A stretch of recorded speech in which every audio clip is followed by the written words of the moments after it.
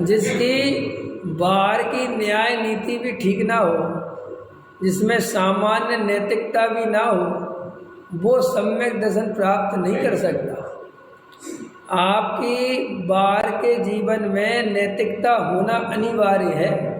ये लोग जो हल्ला मचाते थे, ये दया, दान, पूजा, भक्ति, समाज, ये सब नैतिकता है, ये धर्म नहीं है, ये कोई धर्म के कारण भी नहीं है। अरे मंदिर की देख रेख करना नैतिकता है, अपना मंदिर है, इसमें अपन ही बैठते हैं, अपन ही दर्शन करते हैं, तो इसकी झाड़ू लगाना कोई धर्म नहीं है, ये नैतिकता है, तुम्हारा कर्तव्य है। प्रतिमा तुमने विराजमान करी है तो उसका पूजा पाठ प्रक्षाल नैतिकता है, कर्तव्य है आपका, उसमें धर्म भरम नहीं और उसमें अहंकार करने की जरूरत नहीं है। अपने बाल बच्चे पाल के आज तक कोई अहंकार करता है? करा किसी ने कि हमने 4 बाल बच्चे पाल दिए? कोई कर दे? सब चुपचाप रहते, क्योंकि हमारा कर्तव्य है भाई। और अगर किसी से कहो क्या समझते हो, मैंने 4 बाल बच्चे पाल दिए, तो सामने वाला कहेगा ए बकवास किससे कर रहा है, पैदा तूने किए तो क्या मैं पालूंगा? बोलो, लोग में किसी से कह सकते हो तुम? आपको पता है भाई साहब, मैं पत्नी की साड़ी लाता हूँ, अच्छा तो मैं ला के दे दूँ है, और गलती से ला के दे दूँ और तू देख ले तो क्या करेगा मेरा?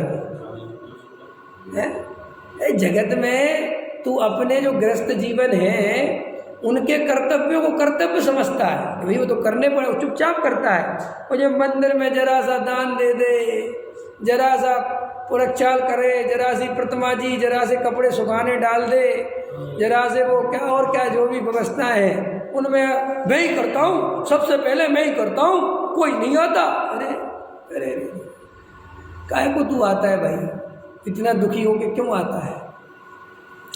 अरे भगवान का तो सच्चा सेवक वो है, सच्चा भक्त वो है जिसे ऐसा लगे कि सबसे पहले मैं ही करूँ।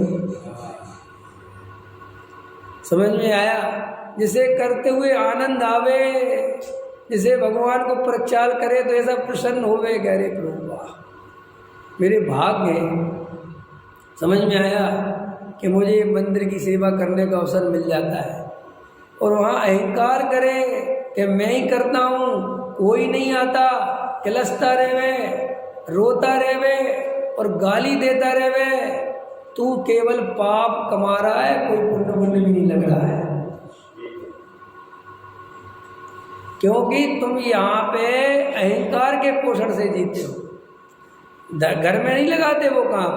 तो ये बाहर की नैतिकता, तुम्हारी जवान, तुम्हारा स्टेटमेंट, तुम्हारी अगर जगत में मायाचारी विख्यात है, तुम कहते कुछ हो, करते कुछ हो और बताते कुछ हो, इतनी आकुलता वाले जीव को आत्मस्थिरता नहीं होती, सम्यक दर्शन की प्राप्ति नहीं होती। अभी दादा एक दिन ले रहे थे प्रवचन में कि तुमने कोई ऐसा काम, कौन सा ले रहे थे कि बम्बई से दिल्ली आना हो और तुमने कोई बैग में ऐसी चीज़ रख रखी है जो ले जाना वर्जित है, सोना समझ लो, तो बता रहे थे वो कि सोना वर्जित है ले जाना, और तुमने रख रखी बैग में, उधर पता है जांच हो गई, चेकिंग हो गई तो मर गए बेटा। तो बोले बताओ ऐसे परिणाम जिसमें हो आकुल, ऐसे जीव को सम्मिलन हो सकता है? तो इससे अन्याय अनीति अवक्ष इसलिए आता है। समझ, तुम जो लोग विरुद्ध कार्य करोगे तो तुम्हारे परिणामों में आकुलता रहेगी कि नहीं रहेगी? है, ये तो सब समझना पड़ेगा भाई साहब। ये बहुत मुश्किल से भव मिला है, अनंत भव के बाद। अनंत भव के अभाव का समय अभी आया है अपने पास, और जो छोटी छोटी कसायों की पूर्ति, मायाचार, मान, लोभ, ये जगत को धर्मात्मा दिखाने की प्रवृत्ति, ये तो मैं लीड हो भी गई संसार में।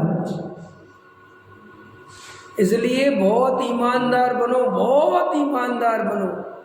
अगर हम शास्त्रों से छल ग्रहण करते हैं, अपनी कसाई की पूर्ति करते हैं, तो आप शास्त्र बिल्कुल गलत पढ़ रहे हो। समझ में आया?